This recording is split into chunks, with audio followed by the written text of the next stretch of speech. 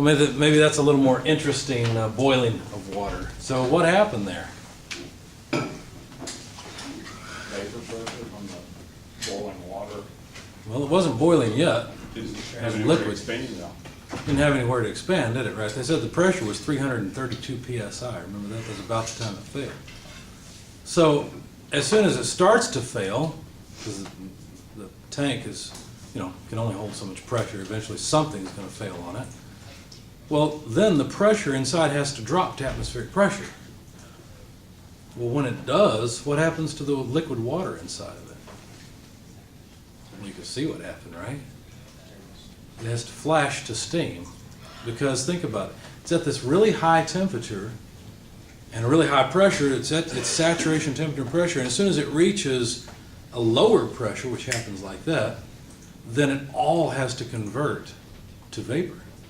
And that's what drove the thing through the roof. Is it was, like you said, it was like a rocket. The bottom is what failed, and that allowed it to propel itself upward through the home that they had, that little home. So is that likely to happen? Why doesn't that happen more often? We have pressure relief valve. The pressure relief valves, that's one reason. What else? Most water lines aren't even rated to that. The water lines would bust before it even got close to that. That's true. I think there's also a thermal regulator on So most it's the water thermal pressure regulator pumps. that prevents the temperature from going so high. Yeah. remember there's like redundancies in there to prevent Yeah. explosions. I can't remember. So the probability of that happening is extremely low because there's so many ways to prevent it. Yeah. So don't plug that, like you said, don't plug your pressure relief valve. All right. Let's see, where else did I want to talk about? So we've talked a little bit about properties. Let's talk about another one. I don't think it should be there yet. I guess it is. Okay. We've talked about we've talked about specific volumes so far, and hopefully you have the idea that thermal energy is something that's important as well, and we give it the symbol U. In fact, we've talked quite a bit about energy when we talked about the boiling water in the vapor dome that we've got over here, and noted that the amount of energy in the cup actually had to decrease, not just by water coming out, but by the fact that the water that came out was in the vapor phase, so it had to take a little extra energy from the liquid. We even sensed that the temperature was lower, therefore the internal energy of the water that was in the cup had dropped. Okay, so that is given the symbol U, just as volume is given the symbol V. Now it's very common to have a control volume, speaking of water heaters, where there is a mass stream flowing in and a mass stream flowing out, where the mass stream flowing in has thermal energy and also has another form of energy that we don't usually think about. It turns out, you guys have all had fluids, haven't you? It turns out that fluids is actually very closely related to this class, because you talk about energy and power in fluids, but you're usually talking about fluid power. You're talking about oil, hydraulic oil, or air doing work, pushing surfaces, right? Well, it's actually very closely related to this class. And in fact, the form of energy that you use in fluids is not thermal energy. It's not the temperature of the oil or the temperature of the air that gives it energy. There's something else called flow energy. Think with me for just a moment. If you imagine a control volume, that's what CV stands for, that is pressurized, how do you get something to flow into a pressurized volume? Well, you got to push it in, right? So if you think about this as a flowing stream that's being pushed in, maybe there's a pump upstream or something. If you think about just the fluid itself, you can think of the fluid as having what's called flow energy, because think about it, the fluid upstream of, let's call this a fluid packet, the fluid upstream is what's actually pushing that fluid packet into the control volume. And that takes work. Why do I say it takes work? Well, because the fluid upstream is applying a force through a distance, and force times distance is always work. So that's a form of energy we need to somehow account for. So you can think of the fluid upstream as just being a piston, it's an imaginary piston, and pushing the fluid package into the control volume. Of course, on the other hand, the control volume does work on the output, pushing fluid along on the output, and that's true too. But for our purposes, we just want to concentrate on the energy being put into the control volume by the stream that's upstream of the packet that's actually entering the control volume. So if we look at the amount of work done to push this packet into the control volume, it would be the force applied times the length through which that force is applied to get the packet into the control volume. It would just be force times distance. But the amount of force being applied, we could look at as pressure, right? Now, force and pressure aren't the same thing, obviously, but if we multiply pressure times area, that would balance the force. So couldn't we replace the force being applied with pressure times area instead? And then what is cross-sectional area times length? Well, that's the volume of the packet that's being pushed in. So the flow work, the amount of work done in moving this element into the control volume, or this packet in, is the pressure times the volume of that element. Okay, but we don't usually like to talk about amounts of energy. We like to talk about energy per unit mass, because the bigger this packet, the more energy we're talking about, the more work it takes, because there's a longer distance of pushing it in. So why don't we take the mass of the packet and divide it out of the flow work required to push that packet in. Then we can talk about how much work is required to push 1 unit mass of the fluid into the control volume. Does that make sense? So here we are finally, where we divided the flow work by the mass of the packet, and we'll just put the mass with the volume in order to get specific volume. So PV, lowercase v, that is the specific flow energy coming into the control volume. Now it turns out that this thermal energy and flow energy appear together really, really frequently. And so it's convenient to think of the two in a combined way. And so that's actually the definition of enthalpy. This is total enthalpy, and it is defined as, so this is a 3-line equal sign to indicate that's a definition, defined as total internal energy plus total flow energy. We can write it on a per unit mass basis as specific enthalpy equals specific thermal energy plus specific flow energy. Okay? So this is just a defined quantity. Enthalpy does not exist. It is just a convenient combination of two other forms of energy frequently carried around by flowing streams. So 3 equal signs is a definition. 3 lines and the equal sign means not equal to, but defined as. Okay, so it's not a, it doesn't say that it's a system, but it's just, that's how that is defined as. Right. When I first saw a 3 equal line sign on a chalkboard, or 3-line equal sign, I thought my eyes were going bad. Wait, I see 3 lines, I guess it's time for glasses. No, it was just 3 lines on the board. And then I found out I really needed glasses when I looked and I saw 3 lines, but there were only 2. And I knew I needed glasses. Yes? What'd you say that the capital U was? Capital U is total thermal energy. It's really total internal energy, but we're going to neglect chemical energy for most of this class. So total thermal energy. You said PV was the flow energy. PV is the flow energy, that's correct. Anybody ever see the old Absent-Minded Professor movie, Walt Disney movie from the 50s? Okay, I loved it. I grew up on that movie as well as many others. Well, at one point, see, you've probably seen Flubber. Who played in Flubber? Robin Williams. Robin Williams, thank you. Couldn't think of his name. Robin Williams played in Flubber. The funny thing is I don't think I've seen Flubber all the way through, but I've seen The Absent-Minded Professor. It's basically a reboot of The Absent-Minded Professor. Well, the whole synopsis of this is that this professor discovers a substance that actually breaks the first law of thermodynamics. It creates its own energy. So he's got this ball of goo and he bounces it, and instead of bouncing lower and lower, it bounces higher and higher. So it's breaking the first law. If you discover something like that, please let me be your best friend. I promise I'll be good to you. Just don't kill me once you own the universe in the next couple of weeks. That's all I ask.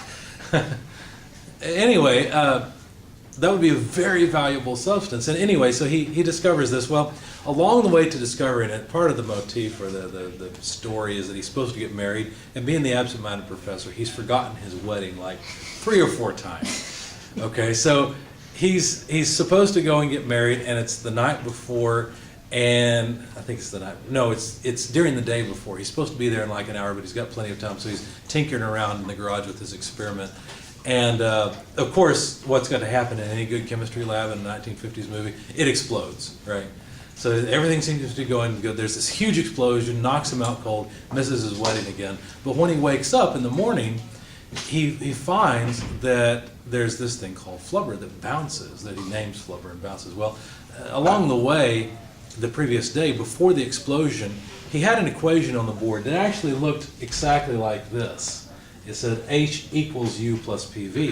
And he said, oh, wait a second, what an idiot I am. All I've got to do, and he erased the plus sign and made it a negative sign.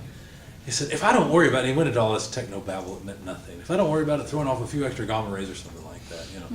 And of course, that was a problem. That was his fundamental mistake that caused the explosion. The next day when he gets up and he realizes what's happened, he's nursing his head because it's hurting from being knocked out.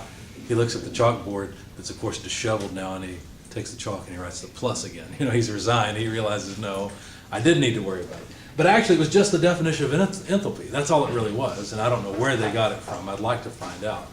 But that's what they used in that movie, was the definition of enthalpy. All right, so anyway, let's talk about specific volumes in saturation. Now, this is just a memory trick. I want you to go to the back of your book in the appendices and look up the saturated water table.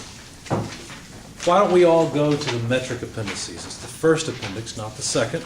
So we're in SI units, and this is a page that I've asked you to tab. If you've already tabbed it, you're already there. If you haven't tabbed it, you're probably still looking. Okay? So the saturated water table, notice that there are two saturated water tables. The first is the temperature table. Now turn over one page farther in the book, and you'll notice the saturated water table, the pressure table. Which one do you use? It doesn't matter. All that matters is use the one that's most convenient for you. You see, the temperature table has nice round temperature numbers. The pressure table has nice round pressure numbers, but it's all the exact same data. Okay? So you'll also notice that there are a bunch of properties. The first column, let's go to the temperature table. The very first column in the temperature table is temperature, and the next column is pressure. Notice that? As you continue along, what other properties are listed here? Just read off the names. Saturated liquid. So we've got liquids. I'm sorry, specific volume. Okay, specific volume. Okay, so the saturated liquid properties of specific volume, or specific volume properties of saturated liquid. Yeah, liquid and vapor. And vapor. So vapor comes next, but we're talking about volume properties of liquids and vapors for the first two columns. Or I'm sorry, technically the third and fourth columns. After the, I look at the temperature and the pressure columns as the index. I don't really count those. What do you see next? The internal energy. Internal energy, so U, and then there's enthalpy, and then there's something called entropy, S. Now you don't know what entropy is yet, don't worry about it. I'm not sure that anyone knows what entropy is really. It doesn't matter. It's just something we can use, okay? But I want you to notice something. Notice that saturated liquid and saturated vapor properties appear all over that table. Notice that? For each of the properties, there's a distinction between the liquid and the vapor properties. Now, by way of memory, notice that there's subscripts F and G. I know that a fluid can be a vapor or a liquid, but usually when I think of fluid in my everyday life, I'm thinking of a liquid. So when I see F, it makes me think of fluid, which makes me think of liquid. When I see G, it makes me think of gas. Now, this is not exactly right. The F and the G are subscripts that come from the German language. I don't remember what the words are exactly, but they indicate liquid and vapor. Okay, so this is just a memory trick so you can remember which one goes with which. But here's something very interesting. Let's say we have a system at state 1 where we have a certain amount of liquid. This is just a piston cylinder device. The rest is vapor. It's a saturated mixture. And we add thermal energy to the liquid such that some of it boils off. Well, not surprisingly, the volume of the system would increase a bit, right? It would increase by the amount of liquid that boils off. That would remove from the volume, but the liquid that boils off is going to take up more space in the vapor phase. Okay? So if you look at this, you might think, well, I realize that this piston is determining the amount of pressure in the system. And since there's a latent change, I realize that the temperature in this state, state 2, is the same as it was in state 1, because the pressure is the same. And they codepend, right? So what about other properties? What about the density of the liquid or the density of the vapor in these two states? Would they be the same or would they be different? Well, it turns out that if you were to look at a given volume, so say you decide to separate off a cubic centimeter of volume, and you measure the amount of mass of vapor in that cube, and then divide it out to get the specific volume, you will get the exact same number as you will if you do that in state 2. It doesn't matter that there's more vapor here and less liquid than there was in this state. The properties of the vapor in this state are exactly as they were in this state because the pressure and temperature are the same. So think about it this way. The temperature of this saturated mixture is determined by the pressure, right? They depend on one another. In fact, you have a table open to you that if I said the pressure here is, I don't know, let's say 200 kilopascals or 0.2 megapascals, you could tell me the temperature of this water, couldn't you? Because there are two phases present. In fact, let's do that. So look up 200 kilopascals. You're going to go to the pressure table rather than the temperature table, so you have nice round pressure numbers, and read off the temperature. What do you see? 120 degrees Celsius? Sounds reasonable. Everybody see that? 120 degrees Celsius? So if we're at 200 kilopascals, then the temperature has to be 120 degrees Celsius. Otherwise, we will not have both vapor and liquid when we're at equilibrium. Okay? And I keep saying when we're at equilibrium. It's actually possible to get to that pressure and temperature with both phases present. But what will happen is in very short order, one phase will convert to the other. Okay? Anyway, if you look at the liquid, you'll find the same sort of thing. The density is the same. That's why you can go over one more row and read V sub F. You can tell me exactly what the specific volume of the liquid is in state 1 and state 2. Just read it off for me there. What is it? Same row. 0.001061. Okay, so pretty small. If you think about it, what is specific volume? It's the inverse of density, isn't it? Grab your calculator. All you got to do is take that number and invert it, and you'll have the density of the liquid water. You expect to get about 1,000 kilograms per cubic meter, right? Right now you've got cubic meters per kilogram, so invert it, you'll have kilograms per cubic meter. What number do you get?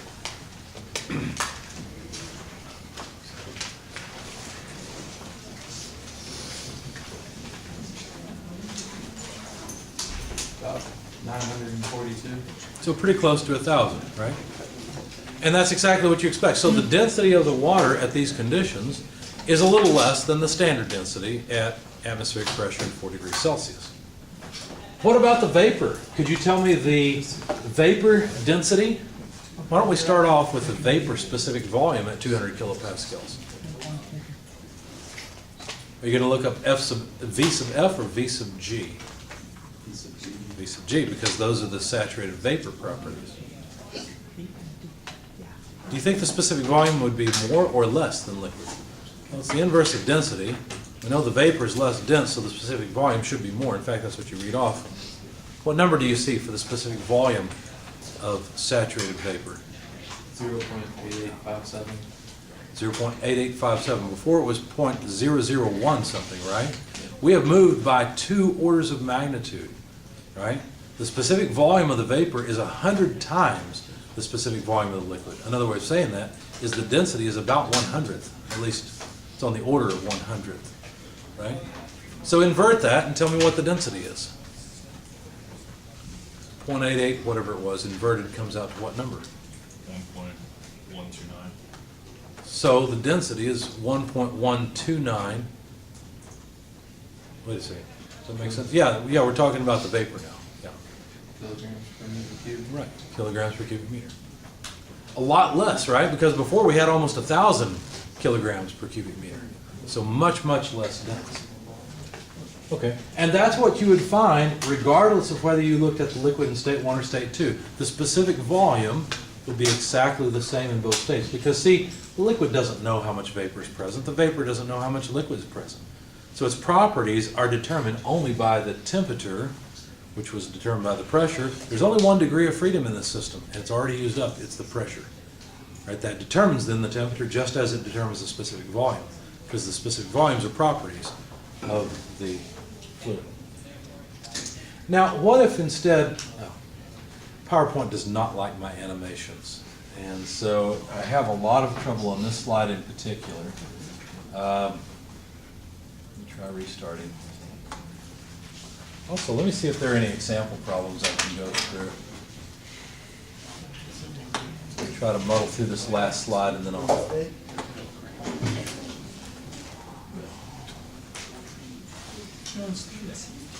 I'm going to cheat and not use the animations. So what would happen if I press the space bar is these lines, these red lines would appear. So now we're going to think about the average specific volume. So just, if we took the total volume and divided it by the total mass in state 1, and then did the same thing in state 2, do you see how we would get a different specific volume for those two states? Because look, the volume in state 2 is more than the volume in state 1, but the mass in state 2 is the same as the mass in state 1. It's all still there, none of it has leaked out. So the specific volume in state 1 will be less than the specific volume in state 2, because there's simply more volume in state 2. Wait a second, how is that possible? Because I thought we said that the specific volumes didn't change. Well, they don't. The specific volume of the liquid has not changed. The specific volume of the vapor hasn't changed. It's just now there's more vapor. That's all that's happened. Okay? So the so-called average specific volume will depend on how much of the mass is in the vapor phase versus the liquid phase. So we need some way of quantifying how much mass is in the vapor versus the liquid phase. The total mass in the system will be the mass that's in the liquid plus mass that's in the vapor, regardless of which state we look at. But if we define X as something we call quality, we define it as the mass that's in the gas phase divided by the total mass in the system, then X will vary between 0 and 1. Because look, when there's no mass in the gas phase, when it's all a saturated liquid, well then the mass in the gas phase is 0, total mass is some other number, and that is 0. But when all of the mass is in the gas phase, then the mass in the gas phase and the total mass will be equal, and that will give us a 1. So quality always varies from 0 to 1, and is simply something that allows us to quantify or talk reasonably about how much or what percentage of the mass is in the vapor phase. Does that make sense? You can look at it as a percentage. At this end, 100% of the mass is in the vapor phase. At this end, 0% of the mass is in the vapor phase. Now don't be confused. A lot of students want to think in terms of volume, and they look at this first state and say, well, 50%, the quality must be 50% because look, half is liquid and half is volume. That's not what we're talking about. Half of the liquid, we're talking about half of the mass of the liquid. Right now, most of the mass that's in the system is in the liquid phase because the liquid is so much more dense. If we were at a quality of 50%, it would actually look like there was very little water left. Half of the water is all that would be left from the original. Right? The rest of it would be in the vapor phase and the system would be huge. Okay? So just remember, quality is defined as the mass in the gas phase divided by the total mass. Now I want to cover this again because I can tell you guys are getting tired of it, so I'm going to skip one slide. And I want to work an example problem with you. Let's jump ahead for a moment and let's just talk about a gas like air. And let's talk about how much air is in this room. We know that air obeys the ideal gas law, and by the way, probably 25% to 50% of you on the first exam will try to use the ideal liquid law. Does the ideal liquid law exist? No. This is the ideal gas law. Don't ever try to use this on a liquid. It won't work. I don't care how much you try, I don't care how accurately you calculate, I don't care how many decimal places you write down from your calculator, you're just wrong. It doesn't work. So you've seen the ideal gas law before. In chemistry class, you probably saw PV equals nRT, where N was the number of moles. But it's a little more convenient for our purposes to use PV equals mRT, where instead of using the universal gas constant R sub U, we use a gas constant that depends on what gas we're talking about. Go to the first page of the appendix in the back of your book. Doesn't matter if you look at English or metric, I don't care. And you'll notice that, in fact, actually, let me change that statement. Why don't you go to the English appendices, because I have a note you need to write down. Go to the English appendices, first page of the English appendices, and see if you can find the gas constant R for multiple gases. Do you see that column? Well, wait a second. What do you mean that column? There are two columns, aren't there? If you look at it in the English tables, there are actually two columns. One is BTUs per pound per rankine. The other one is PSIA cubic feet per pound mass per rankine, right? Well, which R should you use? Is one wrong? I see that the number is different. No, they're both correct. There's nothing wrong with either one. The fact is that I'm almost out of time on the camera. So what we're going to do, if you're watching the video, just go and watch the example problem, calculating the mass of air in a room. So mark down that the one you always use is the